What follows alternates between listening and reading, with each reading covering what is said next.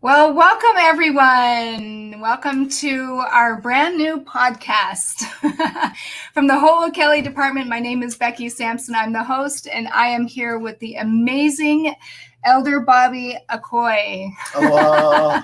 Aloha.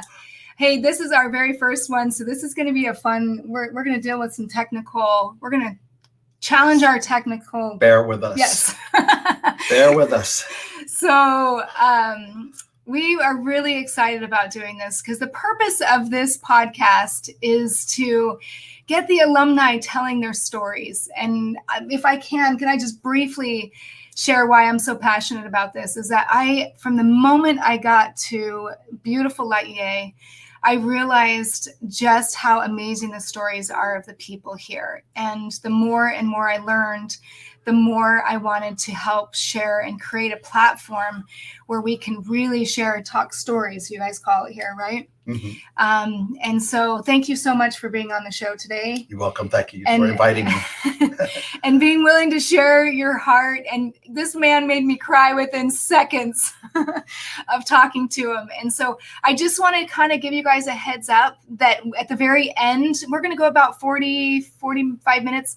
At the very end, we're going to open it up for questions. If you have any questions, or if you have you want to tell him a story that maybe he didn't say during the podcast, are you okay with that? Sure. if they chime in, you guys will be able to make comments. We can see those comments. Actually, looks like you guys have already made some comments. Hey, so hi Debbie, welcome. Jabriel. Hi, Debbie. And we've got Mir. That's my nephew, Jabriel. Oh, it's Kayla nice. Right there. Isn't that fun? It's like you guys are right and here. Debbie was in Showcase Hawaii with me. We performed together. Oh, really? Oh, we're going to hear about Showcase Hawaii, which is pretty dang amazing story, I have to say. So feel free to chime in. We'll probably bring some of your comments in at the very end. We'd love to have you here. And feel free also to share this with other alumni and other people that you know, maybe of students that want to come to BYU, or share it on your page with your friends. We'd be happy to have them. Yeah? Yes. Don't be nervous. We're just going live. So anyway, so we're going to kind of start first because you have so much rich history here, and you have so much to share. So can you kind of tell us where you grew up? Okay, and we have some pictures. Just bear with us with our technical here. We're going to bring in some pictures.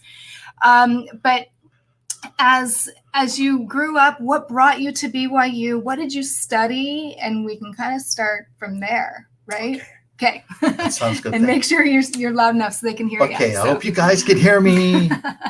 Can you guys hear okay? Hi, Graham. Woo, yeah. First of all, a shout out to my family. My wife, who's trying to she doesn't know how to use the computer, but my son should be there helping her to try to get into this podcast. Also my family in Utah, my family in the Big Island, and Japan as well. Wow. Welcome all you alumni out there, all my friends. We love you. And family. We do. We alumni, you are our passion. I know. Yes. So I'm originally from the Big Island, from Hilo, from a small area called Keaukaha. And it's a Hawaiian community. You have to be 50% Hawaiian to live in that community. And so I grew up, my siblings are going to kill me, but I'm going to... Let me share it for you. Can we share it there? Okay. We're going to add that on here. Let me just change one thing here and awesome. Okay, so you should be able to see his family there. Okay, so this is our home in Keaukaha, where we grew up. My brother is up here. And this is my older sister, Boblin, and this is me. And then my other sister, Raynette, we call Eni. This is in front of our yard. And this community is a really strong-knit community. I learned a lot from living there in Keaukaha growing up. We were taught how to live aloha, how to love aloha, how to serve. In fact, I think I spend most of my time at the church, the culture hall, playing, than at home. Our Keaukaha ward was had a strong presence in our community. because it was a large church, and it was right and next to the park, right next to the elementary school, and right next to the recreational center, Kawananakoa Hall. And so our community, made up of Mormons and Catholics and other religions, but we had a strong presence there. And so a lot of people looked at us. Yeah. And so we had to be good examples for them. But one thing I learned about growing up in Kilkau was that, you can go down the street and your neighbors would just call you in. Hoi, come inside, come in to eat, Yeah. Their doors were always open. In fact, we don't lock doors. I know. I read somewhere in your thing that you don't lock doors at all. You grew up in that kind of community. We didn't lock our doors in Kilkau. It was always open, and everybody was our uncles and aunties, all the adults. They had permission to lick us. Oh, lick you? If we were naughty. What? Oh, if we were naughty, and I had lickings, so not only from my parents, but from my uncles and aunties in Kilkau. Oh. I had a few slaps here and there. Yeah. But if anything, that I learned the values of really loving one another and taking care of your family. And you were the second to the youngest, is that right? I was the second to the youngest, yes. Okay. Yes, and so here's our temple picture when we were sealed, and I think we were sealed in 1968. Correct me if I'm wrong, siblings. And so this is another story right here, because my dad, when he married my mom, he was a Catholic, a strong Catholic. Oh, really? And my mom was a strong Mormon. And so it was hard for them to be married because their parents were very, staunched. And so I remember us going to Catholic church in the morning and then going to the Mormon church afterwards every Sunday. And I know my father had a testimony of the church, but he couldn't join the church because he thought his mother would get so sick. And he didn't want that to happen.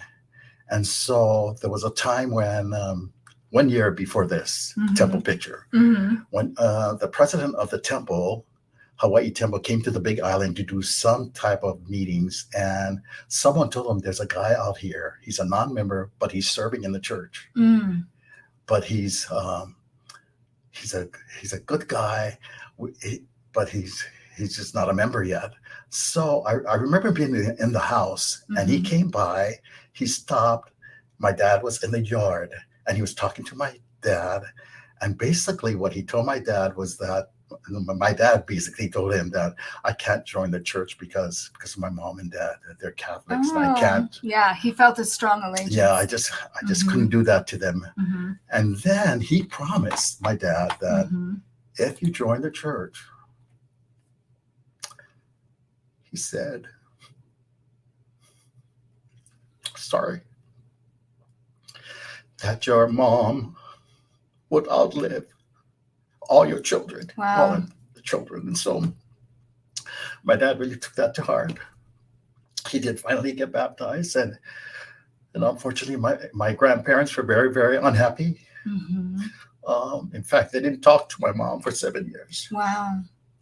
And we lived, just a few blocks away from them. And so when we had Christmases and Thanksgiving, she would never attend. How old were you when he joined the church? It was 68, so you were fairly young. I look like I'm 11 or 12. Okay, so you were fairly young. Yeah. Right, because it wasn't much longer after that your dad made a big influence in your life. Yeah. And so anyway, my dad did get baptized finally, and it took a long time for my grandparents to come to grips with what happened. Yeah, with what happened. And they ended up living with my mom, and then my mom took care of them until they passed away. And so everything kind of like worked out. Yeah, everything worked out. Time and service and the love that my mom had. And that is something that you did tell me the other day when you and I were sat down together, as you said that everything works out. the way that everything works out in the end. In the end, everything works out. But in the middle and at the beginning, you got to struggle. You get your challenges, but in the end, everything works out. Yeah. Awesome. So your family, you were going to show the next picture. Actually, if you show the next picture, this is your family as they were growing up. So this is my family. This is when I was in high school, and I grew up either playing volleyball and playing music. That's all what Kyokaha boys do. Rather than hit the books, they rather hit the surf, sing, or play sports. And I was a volleyball fanatic since I was little. And so I had gone to, this is our family picture just before then. And 3 of my oldest siblings, Boblin, Jay, and Raynette, they were at Church College of Hawaii. And I was at, just graduated, I was at the University of Hawaii. And I had parents that were concerned about me going wayward, going the other direction. And so my dad took me in the bedroom and sat me down, and for the first time, he really opened up his heart to me for the first time. And he said, I just feel that you got to go to the Church College of Hawaii. And inside, I'm thinking, no way. I'm not doing this. I'm at the University of Hawaii. And by the way, my hair was like this long. Yeah, I was going to say, it doesn't look very long there. You had told me that story. Actually, it grew from there. From there. Yeah. Yeah. And my hair was kind of long then.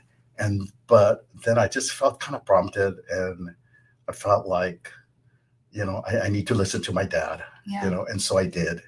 And so 2 weeks later, I'm at BYU. I'm at BYU-Hawaii.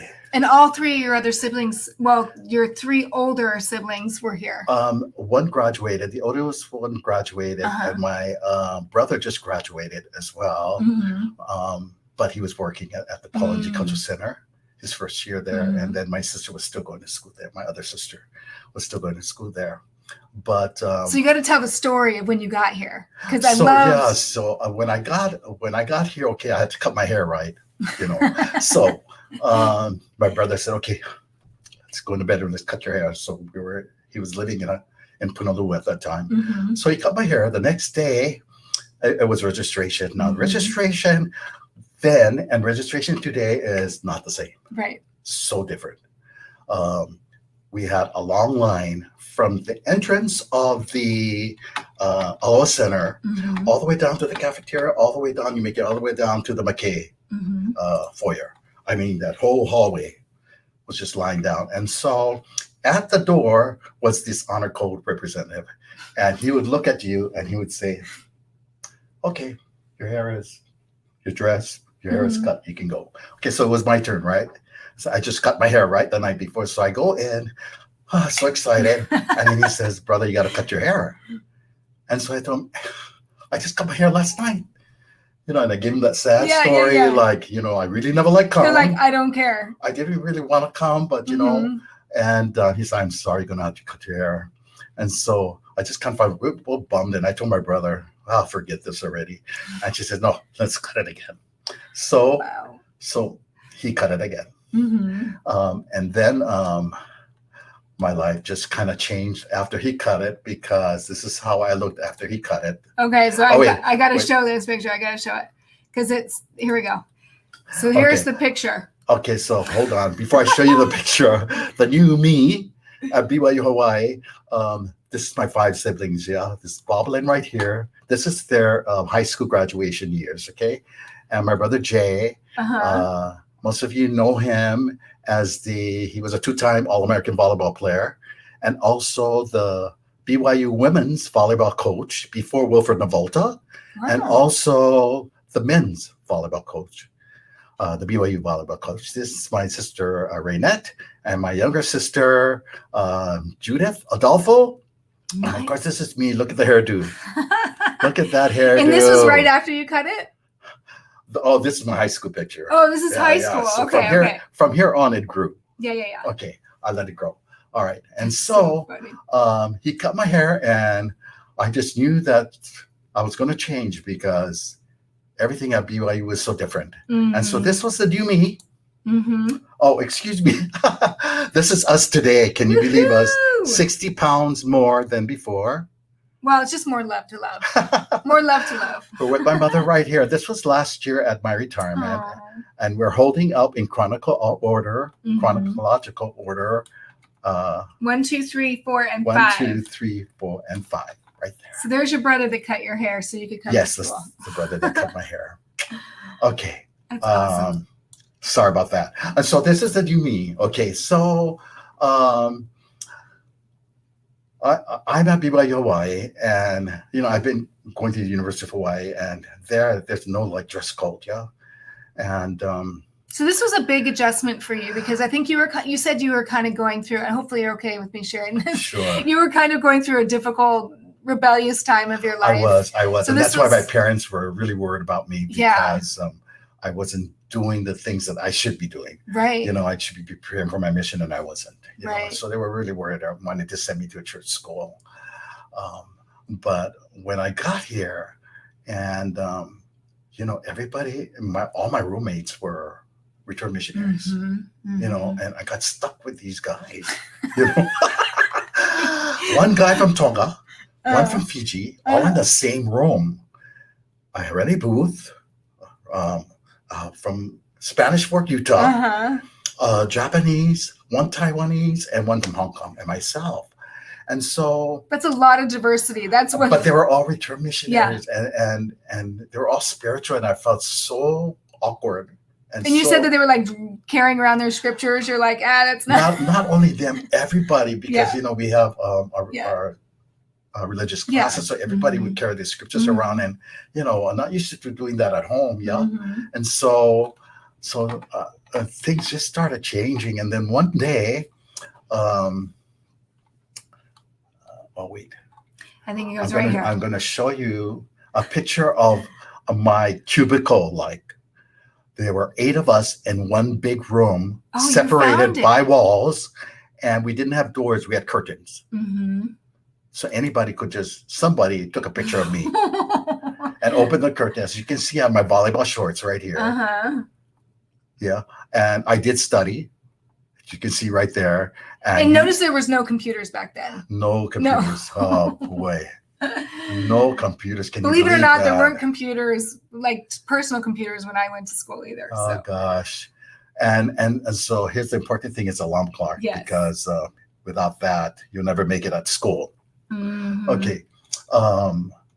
And so so something significant happened soon after you got here. Soon after I got here, I was on a volleyball sort of scholarship. It was called a stipend. And so I was on my way to volleyball practice, but I was taking the route where room 155 is. And so while I was walking to practice, this girl named Jeanette Bowen. Oh, here. I just took out your pictures. Okay. So let me put them back in. There we go. Okay. A girl by Jeanette Bowen was at the door and saw me coming, and she pulls me into this group that were practicing. They were called Showcase Hawaii. And they were a group that represented the school and Hawaii mission and did firesides and did shows and did recruitment for BYU-Hawaii. And so she said, "We need you." She pulls me inside. Did she know you had talent? Yes, because I sang at church. Okay. And so just want to make sure. I don't know if she had like some divine. She pulls me inside, and I said, "I can't. I got volleyball practice. I'm on my way." He said, "No, we need you." She pulls me in, and a few minutes later, I have a mic in my hand. I'm on stage singing a solo. At the end of practice. Oh wait, you want to go forward? There we go. At the end of practice, the director of the Showcase Hawaii, his name is Randy Booth.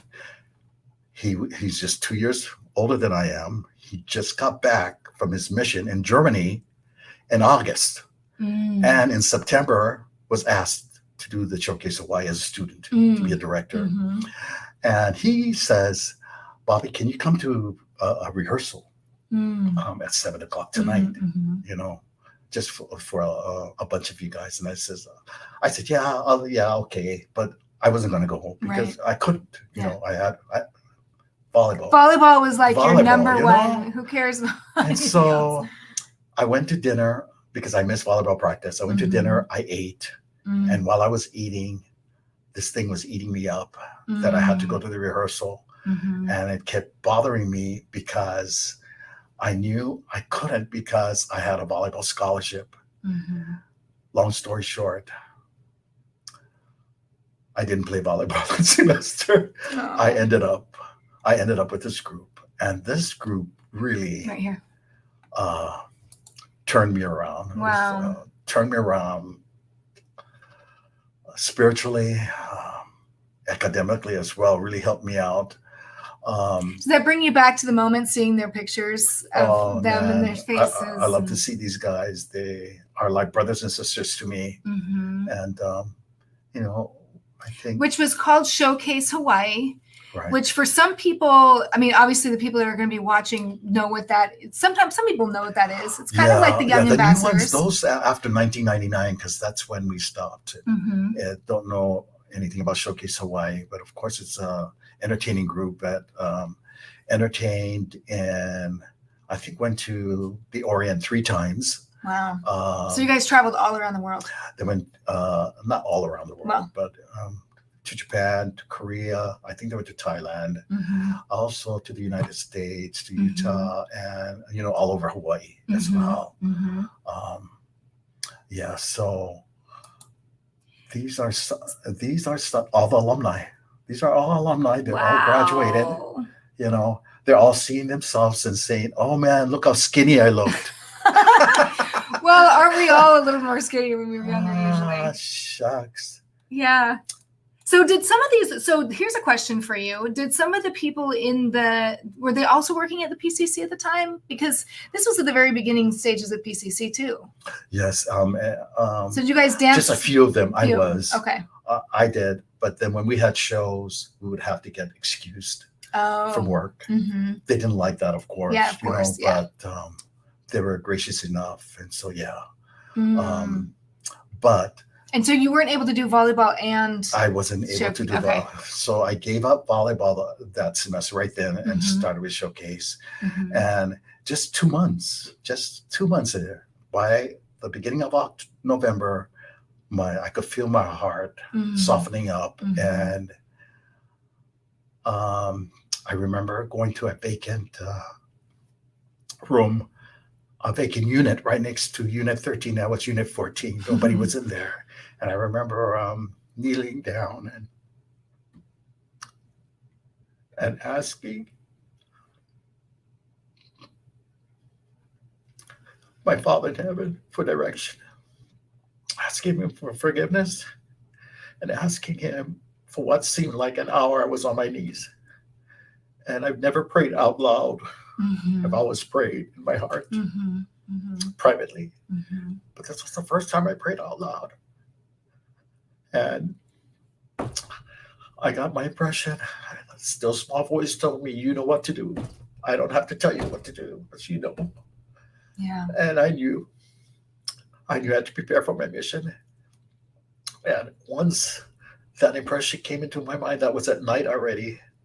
I got up early in the morning, went to the bishop's office, and it was Bishop Bradshaw. Shout out to Bishop Bradshaw, James Bradshaw. And what did I he told say? him, I need to talk to you. He says, oh, okay. I'm in your ward, but I know I never attended. Didn't he say you need to start coming to church? He said, yeah, I don't remember seeing you. He said, yes, but I'll come from now on. He said, and I told him I need to go on my mission. And he went, oh, okay. All right, let's work on it. And so we worked on it. And I was able to go on my mission to Japan. Yeah. I was called the first, it was called the Far East mission. Were you surprised to go to Japan? Not really, because I took Japanese in high school for 2 years. And I took Japanese 101 and 102 with Kajiyama Sensei. Another shout out to you.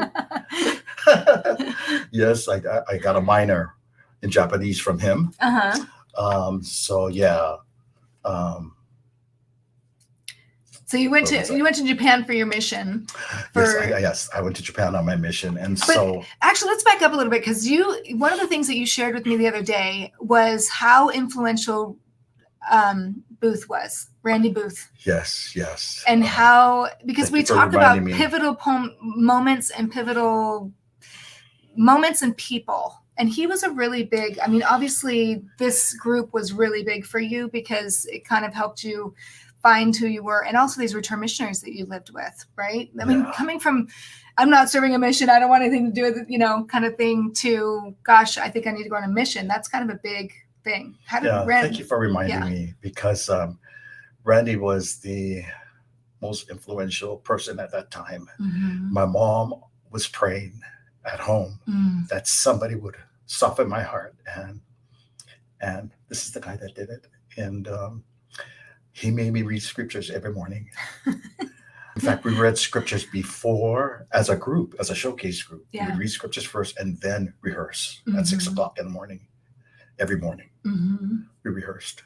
So you couldn't escape it. We couldn't escape. We all worked together. We all read scriptures together. And so, the spirit just was so strong in that group. And did you share these feelings with your siblings? I mean, I know they were still. I don't remember doing that. I know I've shared that experience in talks. Yeah. That I've done in the past. But at the time. No, I didn't. And the reason why I bring that up is because it's interesting, when you're young, and especially if you've had some moments of rebellion, right? It's hard to be vulnerable with your siblings, but you had your siblings all around you. But here you were in a new environment, and really you're spiritually just bursting at the seams. Now, my siblings already knew. They knew I was a naughty boy. They can vouch for that. Yeah. And so I think watching me change, I think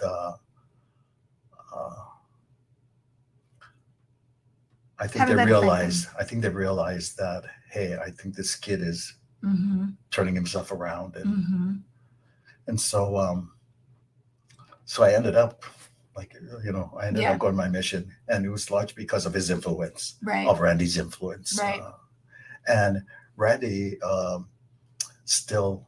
He just retired last year, but he's been the director of the Lemonade Generation and also the Young Ambassadors for all these years, in Provo, and has influenced not only me, but so many thousands of students. I know we're gonna interview him on the podcast. Yes. It's all about connecting dots, and he's one of your dots. This guy, he's so intelligent. And I tell you how intelligent he is, because he's not going to share this, but I found out he was valedictorian of his high school. He was also valedictorian of this school. Oh, really? In 1974, I think, when he graduated, or 75. Wow. Correct me if I'm wrong, Randy. Yeah. But we were roommates. Yeah. But I never saw him study. Uh-oh. Don't listen to that. You need to study. I never saw him study. How did that happen? Maybe he was studying without me. He's just one of those gifted people. Oh, I swear. I swear he's one of those that whatever the professor says, it sticks in their head. Yeah, that's not me. That's not me either. That's not me. It doesn't come easy so smart. For me. So now you actually decided to go on a mission, because some important things happened on your mission too. That you went to Japan. You were able, so the language wasn't that hard for you because you had taken a couple years. Okay, so I do go on my mission, and let me add it back on here for you. Here, let me. Oh, sorry. We're doing technical, and just as we're taking a little break here. Also, if you have any questions at the very end, we're going to take questions, and if you want him to talk about any stories, you can make little comments, because I know you guys are on live. It's awesome to see you. Okay, so we're on there. There we go. Now you can just go over here. So is this is my mom, and this is me at the airport. Nice. And I'm about to go to Japan on my mission. And so on my first day on my mission, I thought I was really good in Japanese because I thought I had the language down. Yeah. Okay. And then until you realize you don't. Yeah. I realized real quickly on my first day on my mission. So me and my companion go out, and then we knock on this door, and this little Obachan it's a grandma. Mhm. This hunchback ones, the ones that they farm, and so their back kind of hunched, you know. And then she looks up to me, and so I tell her in Japanese who I am, and that and why we're there. And then she looks up to me and she says something. I don't understand one word she's saying. And I'm thinking to myself, that's not in the script. Yeah. You know, that's not. You didn't teach me that. That's not in the lesson manual. Yeah. And so I kept repeating myself who I am. Maybe she didn't understand, but I couldn't understand what she was saying. So finally, I got my companion, and she was like 6'5", was tall. He came Howley guy, white as can be, but his Japanese was perfect. So good. He came in front of me, and I stood behind him outside the door. And they spoke for a long time, and they started laughing. They started having so much fun. And I thought, we got this. Yeah. We got this woman. Yeah. So they were through. We walk out and says, so what? We got an appointment? He says, oh, no. After all that long talk you guys had, you guys were having fun. And he says, well, I said, well, what? He said, no, I better not tell you. Oh. I said, what do you mean? He said, no, don't ask. He said, don't ask. You know. And I said, no, I want to know. He goes, no, you don't want to know. And then I said, well, I'm not leaving this driveway until you tell me. And then he says, well, you're the one that said to tell you. So so you probably said something inappropriate. What did you say? So the grandma, I guess, couldn't understand what I was saying. And she thought I came out of a mental hospital. Oh. She thought I was kind of kooks. Yeah. And I looked at my companion and said, why would she ever think that? You know? And she says, well, your Japanese was kind of slow. And it sounded like in English. Yeah. You know. Yeah. And so I remember being so disappointed. In fact, I didn't want to do anything that day. Yeah. I let him do all the talking. I let him knock on the doors. I was so angry. So I went home. Of course, I had to repent. Of course, we have to be humbled at some point. Right. I had to repent right away. And I told my Heavenly Father that I'm going to learn this language. It's so good that the Japanese are going to think I'm Japanese. Well, and that's the thing is you got to, I think everybody at some point in their mission has to be humbled down, you know, to be open to having God teach us, right? So exactly. That was your first day. But my mission was really a special time. Did you ever think you would go on a mission, like when you were younger? Yes, I always thought. I just forgot about it right after high school. You just had amnesia. I was doing something else. Yeah, thinking of something else to do. Yeah. So this is my first place that I went to. Oh wow. That I served, and I got the opportunity of going back last year. To this place. Well, they don't have this place anymore. They have a new chapel, a really beautiful chapel. It's still we only had 10 members at this time. Wow. But now they have like 50 members, and the only one that this one woman right this. I mean, she was a young girl then. She was when we walked in for sacrament. She was leading. She was conducting the music, and I recognized her right away. She recognized me right away as well. They asked me to do a talk, you know, to bear my testimony. She remembers. So after church, said, "Do you remember me?" I said, "Yeah." And he says, "Well, the bishop is my son." Oh. And I thought, you know, she was one of our converts. Wow. And see, that's what's so beautiful is to be able to see the fruits of your labors. It was so fun and so emotional just to see the progress of those that you work with. Yeah. And yeah. I think it's, and that's something too, I think that you've worked at BYU for so long here too. You know, as we get into that, I'd love to hear more about some of the things that you've seen, the miracles that you've seen and the connections that you've made with the people here. And these are just some other families that we were able to teach and to convert as well. We taught an English class there. And then these are the younger group, the younger students. So here's a question. Were you rebellious on the mission? No. You I was so strict. I really was. You can ask my wife. You learned obedience. You actually were, because we're going to get to a second about how you met your wife. I was very surprised to hear how faithful you were. Now, your wife's probably watching this, so I shouldn't call her out. She's going to be very surprised that I'm going to talk about it too. Okay, yes. And so this picture, we all served. These are all BYU alumni right here. Oh, really? We all served in Sapporo. This is Dean Williams. This is Joe Ahuna, who went on to BYU Provo and graduated from there, myself. Yeah. Wow. And you guys had already... Oh, wait. Oh, wait. Go ahead. Let's go back here. Okay. Hold on. Okay. This is our technical... We're going to have this figured out. Sorry about that. We have lots of photos on this one. Okay, so after my mission, I returned back to BYU-Hawaii, and I didn't play volleyball again. I went into,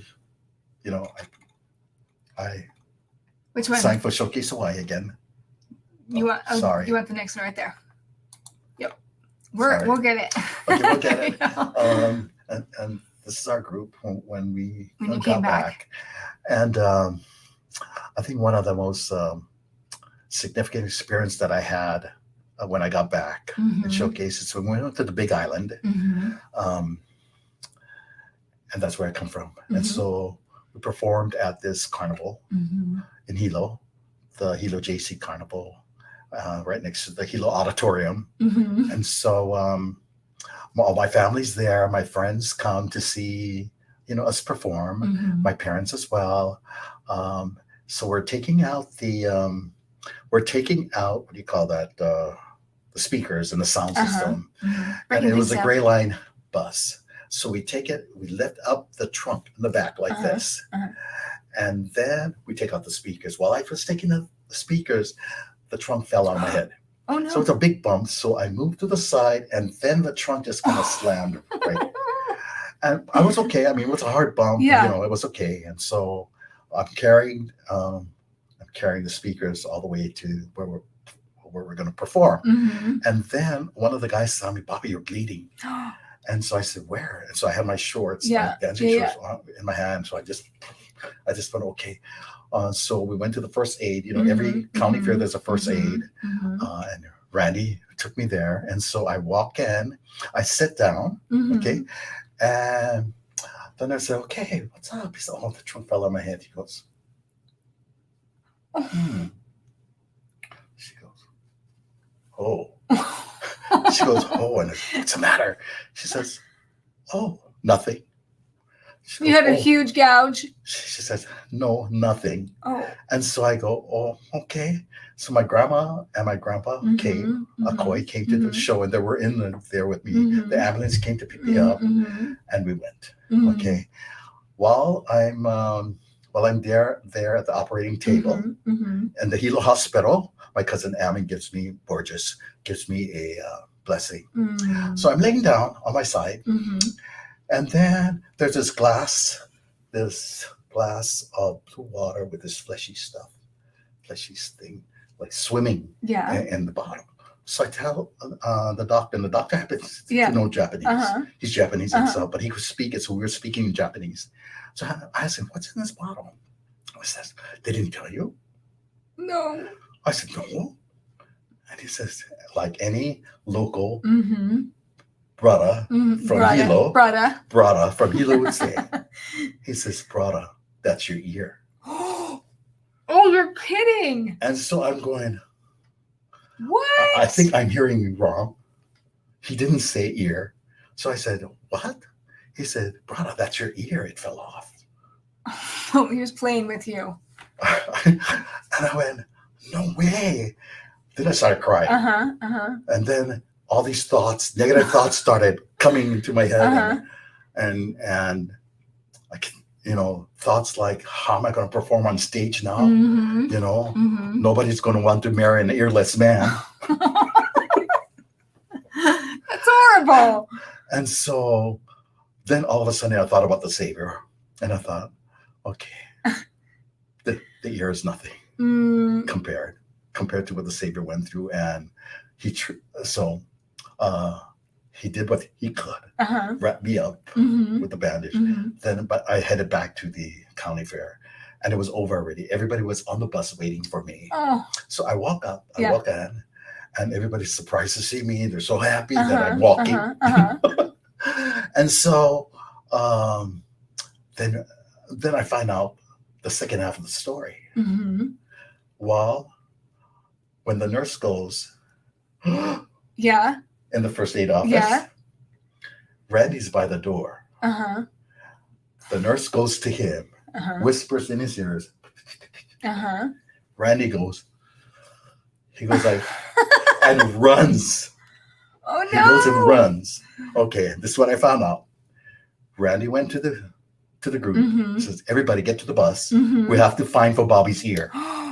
So you really did lose your ear? I did really lose my ear. I wasn't joking. Oh my gosh. I was like sitting here like, it's so right here. you can't even tell. You can't tell. Well, let me tell you the story. And so, Oh my gosh. and so they all go back. It's dark. No more flashlights. Everybody's like this, looking for my ear. Somebody finds it. So it's just the tip of the ear. It's not the A whole. portion. Okay. It was a portion of it. Portion of the ear. Oh my gosh. Because it was a fleshy thing going Yeah. inside that bottle. Yeah. And so he goes and picks it up, puts it in a Kleenex, and then he had to tell my mother. So my mother's in the audience, right? Uh-huh. She's in the audience. She's watching the show, right? Mm-hmm. And the show hadn't begun yet. And then she goes up to my mom and says, Sister Akoi, Mm-hmm. I am so sorry. Your son got into an accident. Oh. This is his ear. Can you please take it to the hospital so they can reattach it? Oh my goodness. And my mom was like, Going crazy. going crazy. So she had her high heels on. And when you're at, when there's a lot of cars and when you're looking for your car and you can't find it, Yeah. that's what happened to her. Uh-oh. She was running around looking for a car. And there was no And she was- beepers back and she- then. And she was so worried about this ear Uh-huh. getting to me. She Yeah. finally got the ear to me. And that's what I saw Mm. when I laid down. Mm. And so he did attach it, Mm-hmm. but it didn't attach the whole thing. Mm-hmm. Only part You wouldn't even tell. of it Yeah. attached. And so some of it you can tell it look a little deformed. But anyway. Did you blame Randy for all of that because he's the one that got you involved in it? I thought you were saying he was a jokester. I was like, No, actually, oh no. it was a great experience. Yeah. Even that was a great experience for me. Yeah. Because, when I look in the mirror Mm-hmm. and I look at my ear, Mm. good memories. Yeah. Yeah. Got good memories of this group and their examples and their love and for each other. And so grateful for Showcase Hawaii and for what it has done Yeah, for me. and what do you think? What do you honestly think would have happened had you not made that really interesting? That again, we talked about pivotal people and pivotal moments. If you hadn't come to BYU-Hawaii, and if you hadn't met Randy, if you hadn't been pulled into Showcase Hawaii, I mean, there's so much to your story, by the way. Like, so much more that we can talk about. But what do you think would have happened if you didn't make that decision to follow your dad's counsel to come here? I may not have ended up here, Yeah. or it may have taken me a long time to get here. Yeah. So I think when people are going through struggles and they open up their heart and let God prevail in their hearts Mm-hmm. and follow that light Mm-hmm. that you have, then things will work out Yeah. because they eventually do. I love one of the things that I read in one of your, I'm sorry, I'm bringing my little notes out. But it was one thing that was read in here. When God closes a door, he opens a window. Tell people about that. Like, what is... Actually, it was the editor of the newspaper that wrote. that came up with that? Yeah, that came up with that quote. Oh. It wasn't me, but when one chapter closes, there's always another one that opens up. Mhm. And like for instance, another one that opened up for me was that semester okay, Randy was going to go to Mm-hmm. Randy was going to go to BYU Provo, Mm-hmm. transfer, and be Mm-hmm. the director over the young ambassadors, and I was going to go with him. Mm-hmm. So Oh yeah. I had applied, I got Mhm. accepted, Mm-hmm. and 2 weeks before, Mm-hmm. 2 weeks before I'm supposed to leave, Mm-hmm. my brother becomes the head coach for the men's volleyball team Here. here at Mhm. BYU-Hawaii, Mhm. and I was living with him, Mm. and he was taking care of me. Mhm. He and my sister Lahaunani. Mhm. Uh, and so I felt kind of obligated, Yeah. but I still wanted to go to Provo, but I felt obligated, and I stayed back. And that was Mm. another pivotal That was turn. you had shared with me the other day that was a really important moment. Yeah, that's another, moment. It's just one after another, Mhm.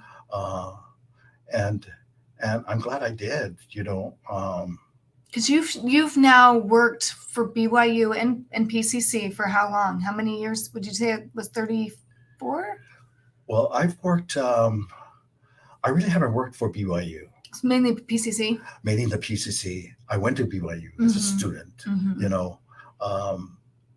But yeah, I've worked for 4 years as a student and 38 years as a full timer. 38. Yeah, And for the PCC. for the PCC. Which is a long time. It's a long time, but fun memories. I know. I told you we're going to have to do a whole nother podcast just on your experiences with the PCC, because you first started, I think I read it in here in one of your things, is that you started as a Japanese guide, right? Right. And then you did dancing and performing, and then you ended up in the VIP. So you dealt with all the VIPs. Exactly. And I'll go over that in just a little bit. Yeah. When I talk about my career and stuff, but because we're almost out of time. We're almost out of time. That's the problem. Okay. What time is it? See, it's already see, are you guys still, you're still on? Yay. Yeah. So that's the thing, is we're going to have another podcast. I'm telling you. Oh my gosh. Because it does. I tell people every time I do one of these, it goes so fast. Does anybody have any questions real quick as we're kind of, so I'm just letting you know we can see you guys' comments on all of this stuff. If you say hi, see some of these people have said hi to you, which is awesome.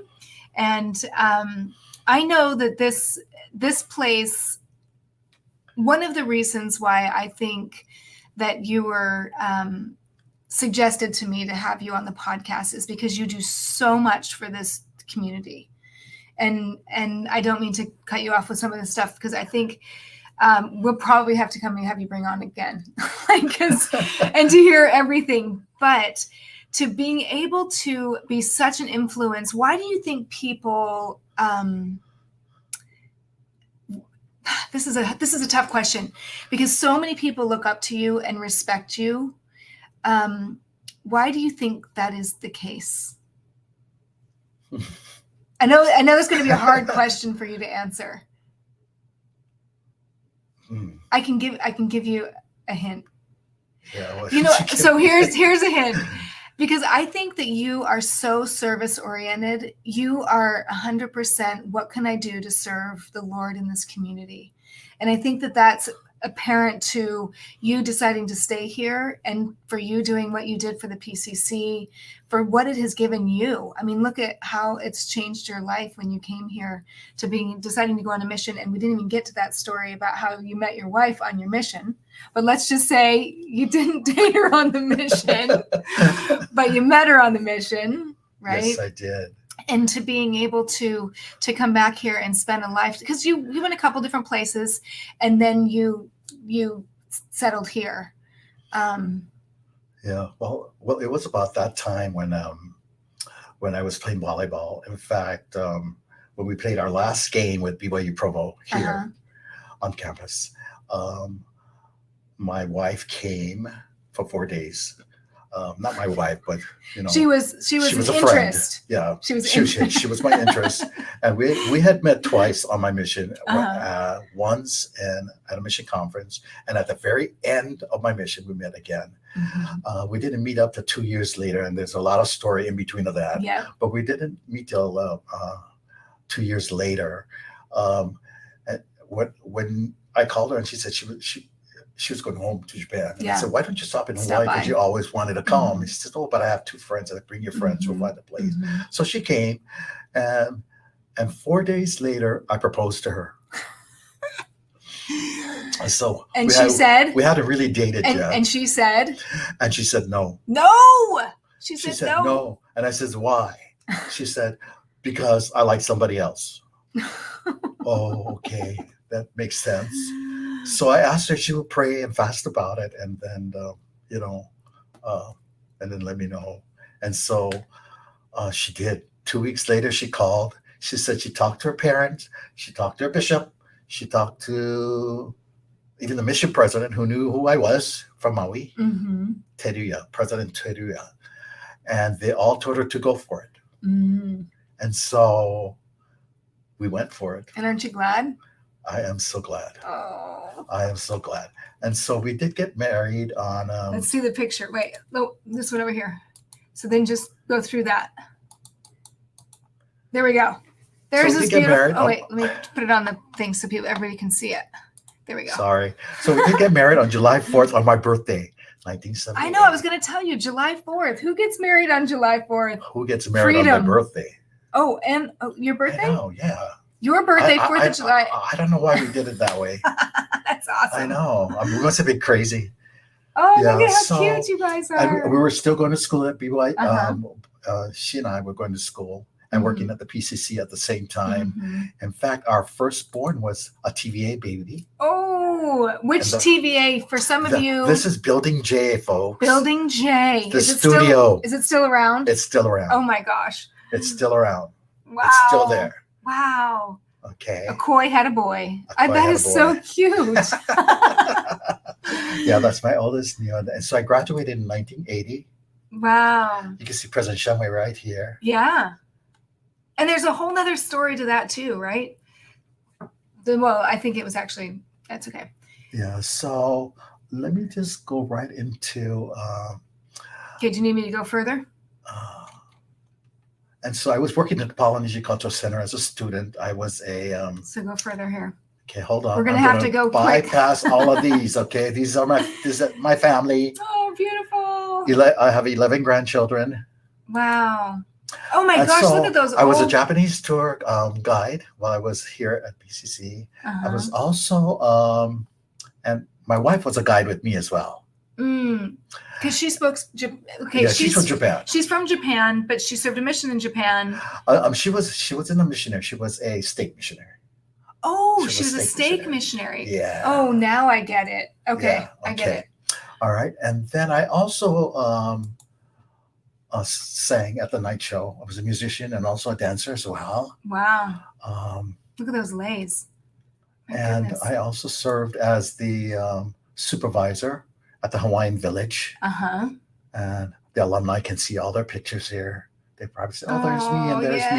yes. I know. That's don't why you I'm wish there putting it was, up so you guys can look at each other. I know if you guys are in any of these pictures, make sure you're putting in comment in the comment box so we can see it. Okay. Also, I was the manager over the Marquesas Village as well. Oh, really? Okay. Then That is. I was also on the promo team, and this promo team went to Japan in Enoshima. So for is this for promo for PCC? promo for PCC? But Mhm. these are all students. Uh-huh. These are all students. They're all Oh, wow. students. Yeah, at BYU-Hawaii. Okay. And this is these are the PCC musicians performing with the Disney Tokyo Disney characters. Okay, so what's interesting is that my understanding is actually the Epcot Center was built after the PCC. Is that right? So Disney came here? Is that no? Did I get that right? That story Say that right? again? I actually heard that PCC was built before Epcot Center, Disney Epcot. Oh, I don't know that. So that there was some kind Yeah. of interaction with Disney involved with helping the PCC. I'm gonna have to figure out that one. I didn't. I don't know yeah, if I don't anybody know knows about that that. story. Yeah. Pipe in. Okay, let's see. And so I we have makeup on because I just noticed that. yeah, this was one of our shows in Japan. They put makeup on us because if we didn't, we'd we'd whitewash our faces Oh, on stage. So, Mhm. yeah, I know. We My look goodness. silly. Okay, and so part of these are all alumni right Oh, here. They all wow. went to Uh-huh. Church College of Hawaii. Uh-huh. All four of us. Nice. And this is Harry Brown from Maui, Cy Bridges from Oahu, and my brother Jay and myself. Mhm. And these three started off early. They found each other earlier in college at Church College of Hawaii. They performed here at the PCC. Mhm. They performed in Waikiki. They performed professionally in Waikiki and also on the mainland as well. And so I didn't come into this group till about the 80s. And because we were all bishops at one time, Oh, wow. the community gave us a new name, the Singing Bishops. Singing Bishops. The Singing Bishops. Oh, that's Okay, so this is I was a Oh, wait, this is brother and sister Hinckley. This is President Sister Hinckley. President Hinckley. So for the last 20 years, I was the director of protocol for the Polynesian Culture Center, and had the amazing experience of hosting VIPs, special guests from presidents of countries to kings to queens to military government delegations and general authorities as well. And so the reason why I show you this picture is because I just became a director of protocol, brand new. My first VIP was President Hinckley. They're so sweet. They came for our anniversary. In fact, this mamu'u and shirt I bought for them from Sears in Kaneohe. Really? This one too. Oh, that's so fun. I know. And so by the way, Renee says she says she loves the Singing Bishops. Oh, that's Renee Yang. So cute. Hi pal, how are you? Oh, so fun. Well, anyway, so I remember our first my first meeting with him in preparing. Because he was a prophet, you know, I was kind of scared because I'd never really been close that upfront with a prophet before. And so and I was new at my job. And so I told myself, I'm going to let the president do all the talking. I'm going to sit my mouth, say nothing. Just smile the whole time, the whole day with it. So that's what I did until we got to lunch. And they're sitting with the two general authorities across the table and the officers, president and me right next to each other. And president is doing a slideshow of all PCC's accomplishments and all we've been doing. And President Hinckley was eating like this. He never looked up. And so he never looked up. And so I thought to myself, I wonder if something's wrong. I wonder if he's bored, you know? And so anyway, we got through with the slideshow. And then finally, President Moore says, okay, President Hinckley, do you have any questions for us? He says, yes, I do. How are you folks doing with the visitor center and the tram tours, the PCC tram tours? And President Moore goes, well, I'm glad you asked that question because this guy right here, that's me, the one that was going to zip his mouth and say nothing. He'll tell you all about it. And so I just happened to know the figures and the stats in my head, you know, and let him know the percentages of those that were coming from PCC onto the Temple Visitor Center and those that had got referrals as well. And he wanted to know what the missionary work was. Yeah, he wanted to know how the missionary work was. And so he was so delighted to hear that. He says, I think the Salt Lake Temple can learn from you guys. The visitor center can learn from you guys. And oh boy, I was like, thank you. Because I wasn't going to say anything, you know, but it just happened that I did. And the thing is, you know, I take all of these important people around, right? Yeah. And, you know, they're high status, you know, but they all have the same thing in common with me. They all have families. Yeah. And once you start talking about their families, that's it.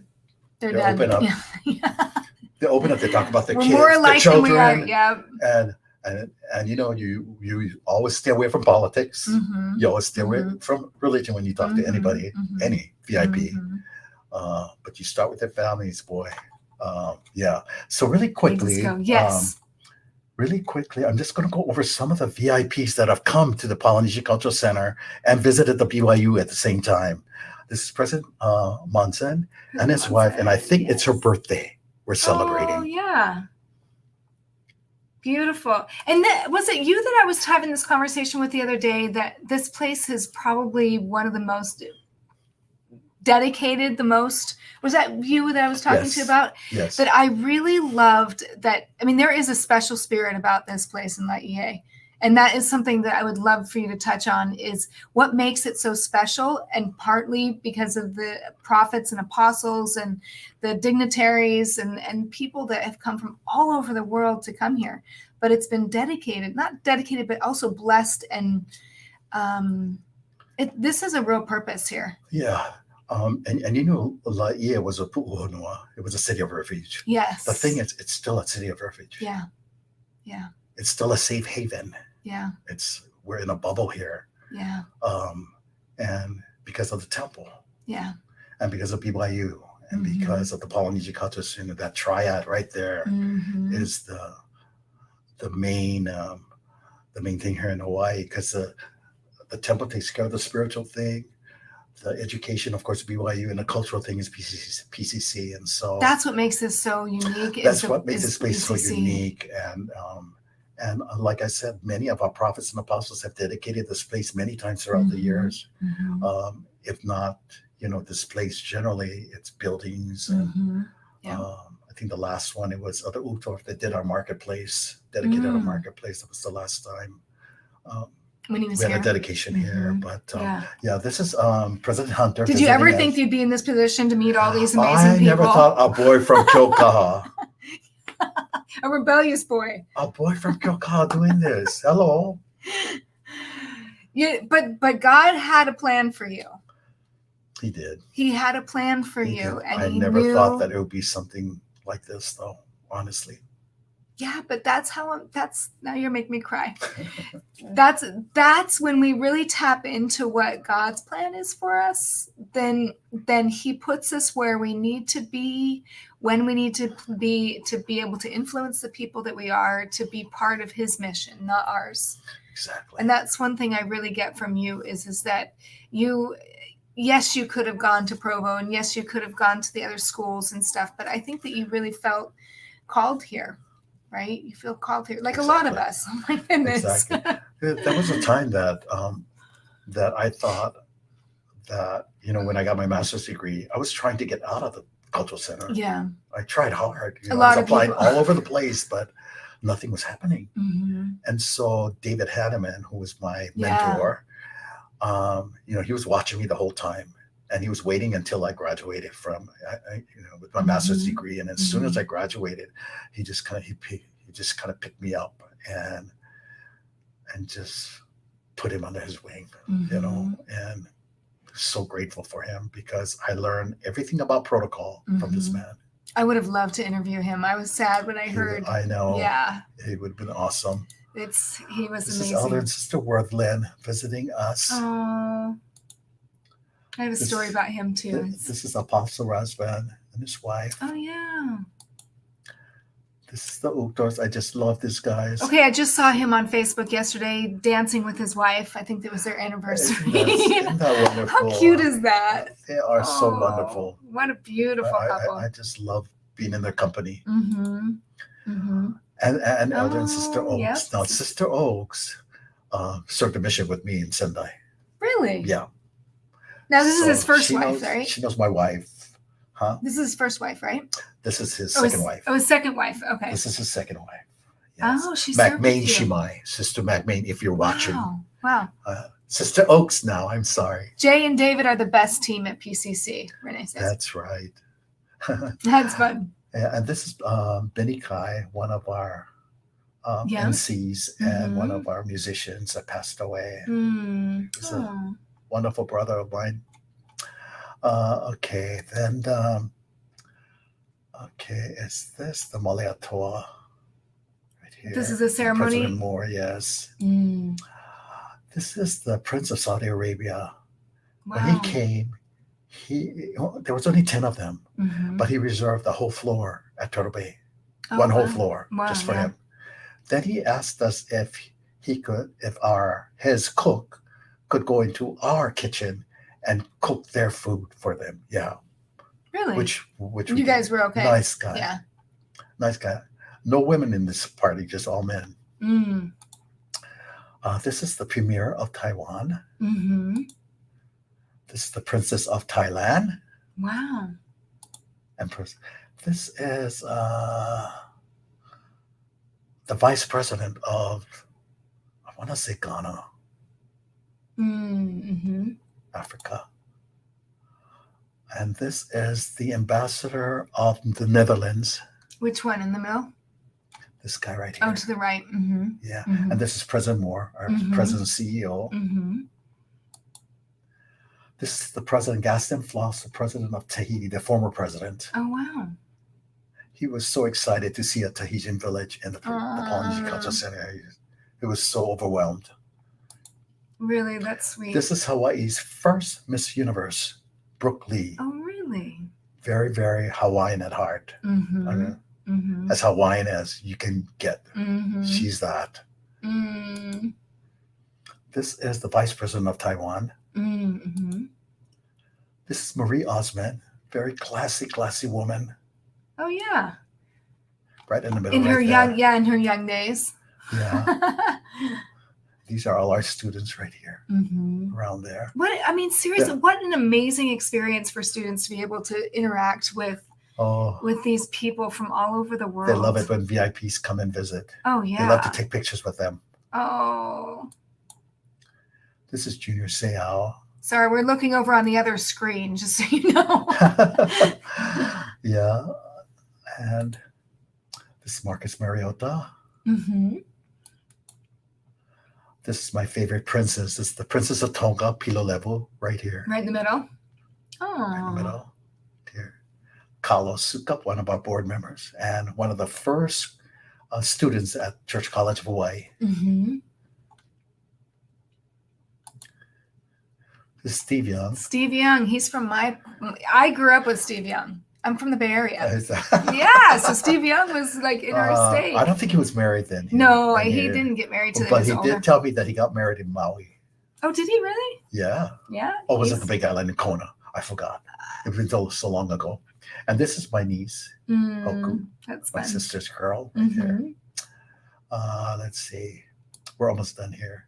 And this is the actor, Anthony Quinn, Oh, yeah. and his fifth wife. We're not counting. Not judging. No.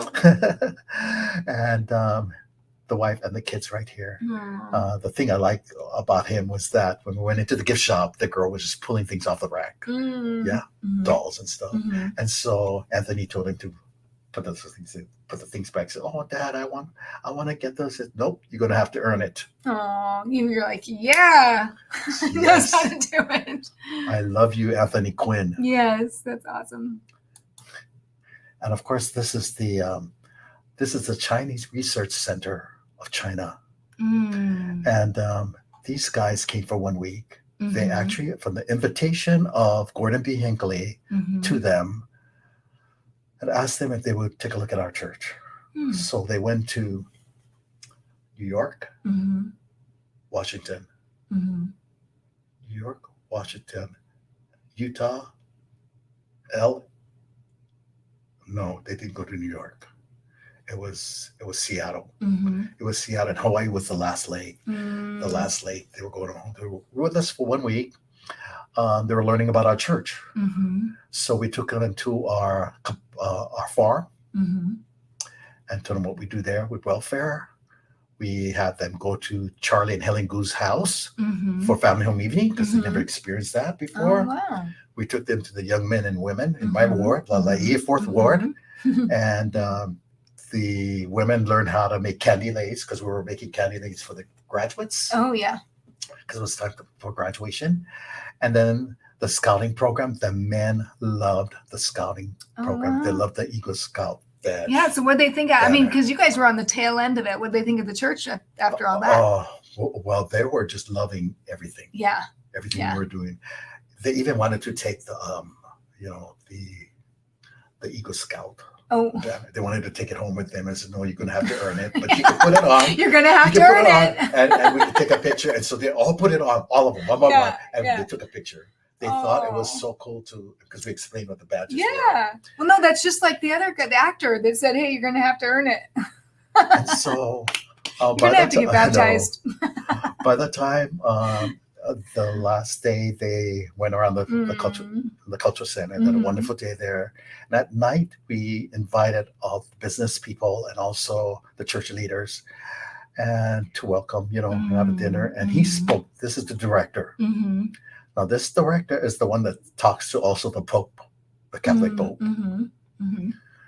And at that time, he refused to talk to the Catholic Pope because for some reason they felt they were sending people to China without them knowing. Priests, And well, anyway, what I was going to say was that, so he spoke and he said, I read the Book of Mormon. He read it. Oh, wow. During the tour. I read the Doctrine and Covenants. And everybody was like, no way. Everybody's mouth was like, Are you ready? Are you ready to join? Yeah. Yeah. And so he said, one thing about your church is what China believes, and we believe in our families. Our families come first. And it was such a wonderful visit with him. This is Elder Cha right here. He was general authority there in China. So on the day we took them home, took them to the airport, Elder Cha was with me and John Moina, our vice president. And we told him, okay, what's going to happen now? What's going to happen now? And he says, we don't know.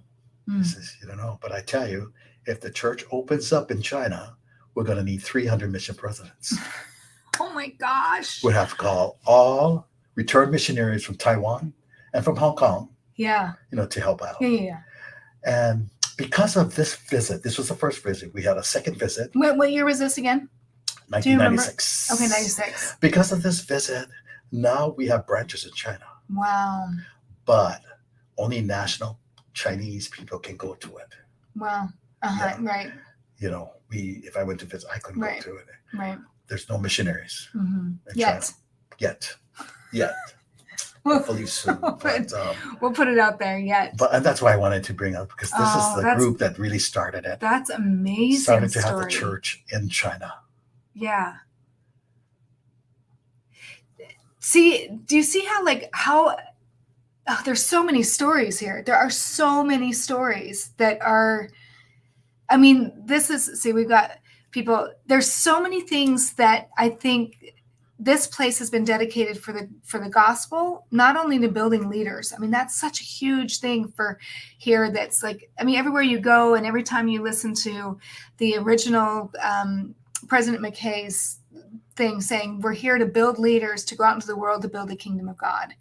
And whether it's the PCC, whether it's the temple, or whether it's the school, we're all play a part in that. And what an amazing experience that you've been able to have over the years, see this come to fruition. You're seeing the miracles. I tell you, we were like jumping up and down when we found out that the branches were going to be open in China. And wow. We knew it'd happen. We just didn't know when after this visit. Right. Wow, that's so amazing. Thank you for sharing that. So that's about all the pictures I've got. I have plenty others. Okay. But, I had to randomly pick, guys. I know, sorry. You're so sweet, and we're so over time, but that's okay. We are going to stay because I didn't want to cut you off. That's the thing. So anybody have any questions for Bobby Akoi? And by the way, you are now in the presidency of the mission presidency here in Hawaii.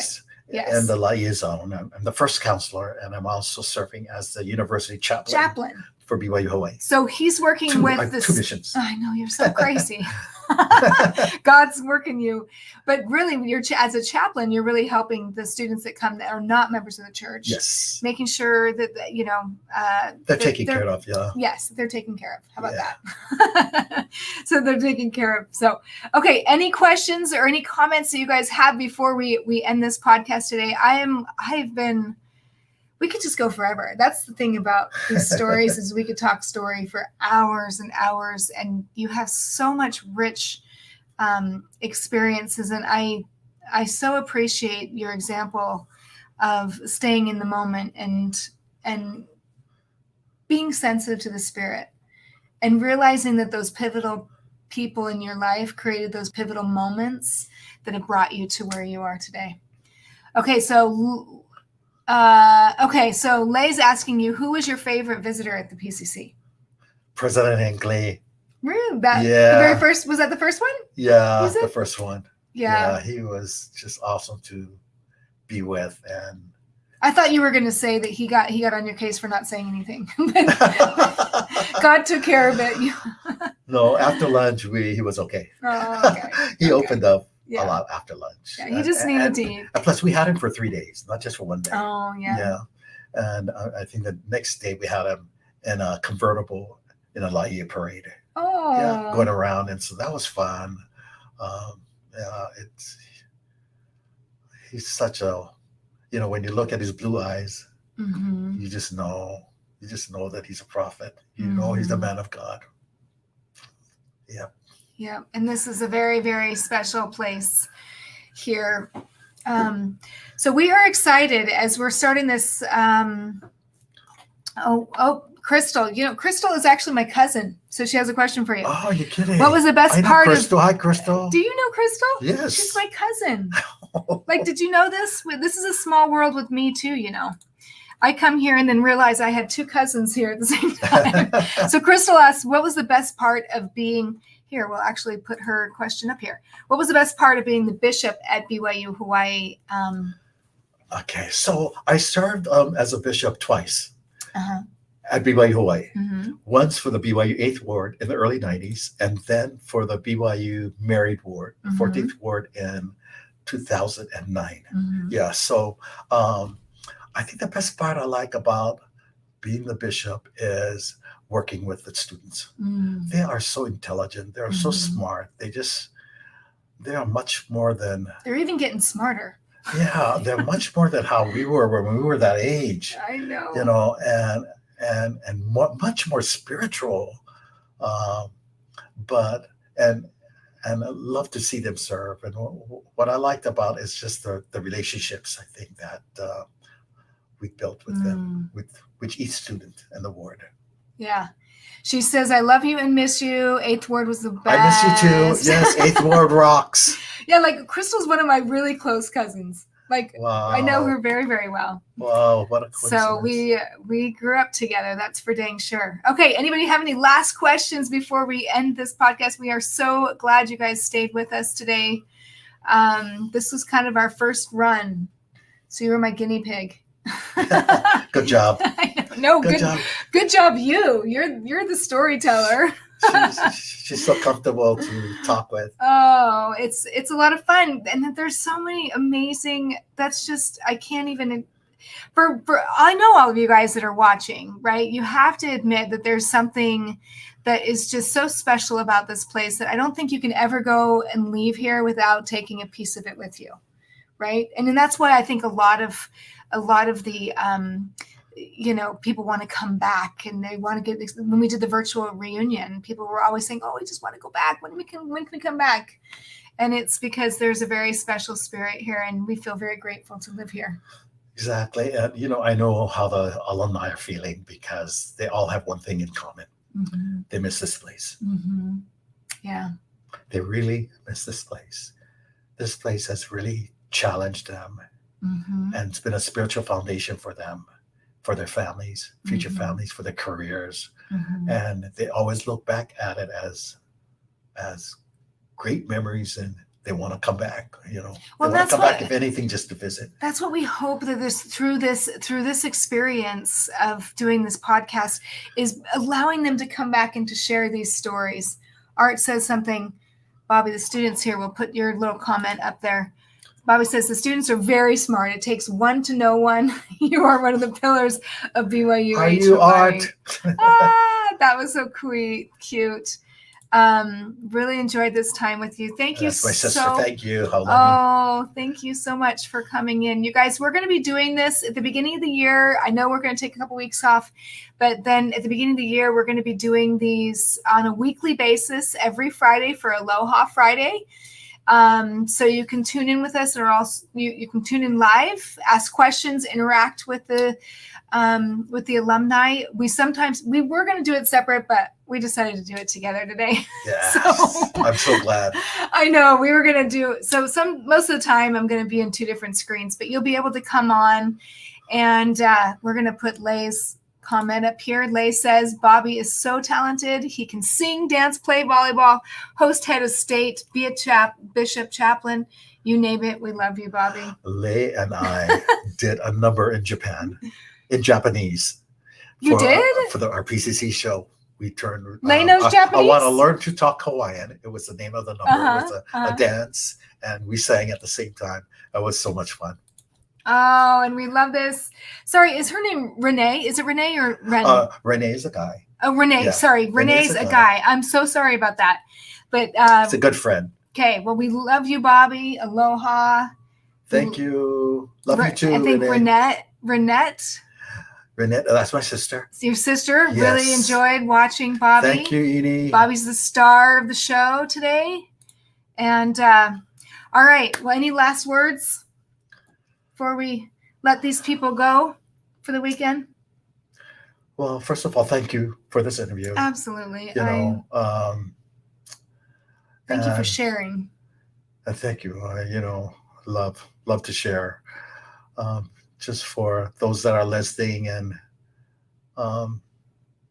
this school, BYU-Hawaii, has done a lot for all of us. Mm-hmm. And I know how thankful you all are of this school. And this school is in good hands. I want you to know that. We have a great president, Keone Kawe.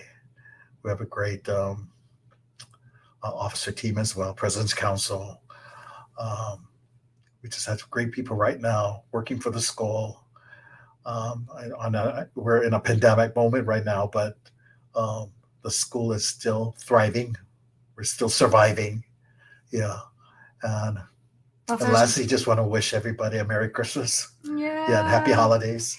Yeah, and thank you so much for, Graham says, thanks for talking story, and you're a great spirit, Bobby. Thank you, I Graham. agree. I think you are amazing. And we do really want to let you know there's some really fun stuff happening here, and we love the alumni. I am not yet an alumni. I'm working on graduating. But she has a lot of passion for them. She really does. I love people. I love people, and I love stories. And, your stories need to be told, because God gives us these opportunities and talents and abilities for his work, right? And not always for ourselves. Gabrielle says, good job, Uncle Bobby. Here we go. We'll put him on here. You've already told me a lot of those stories over the decades, but it's really nice to hear them all together. I expect to hear more stories next time. So when he comes out, thank you, Keola. And Keola just had a new baby boy. Oh, nice. And Natsuki. We love babies. All right. Well, thanks you guys for joining us. This was sponsored obviously by the Ho'okele Department, which is where the alumni relations is under. And you're a chaplain in that group. And thank you again for being willing to be on the show. Thank you very much. Okay. Happy holidays, everybody. Bye.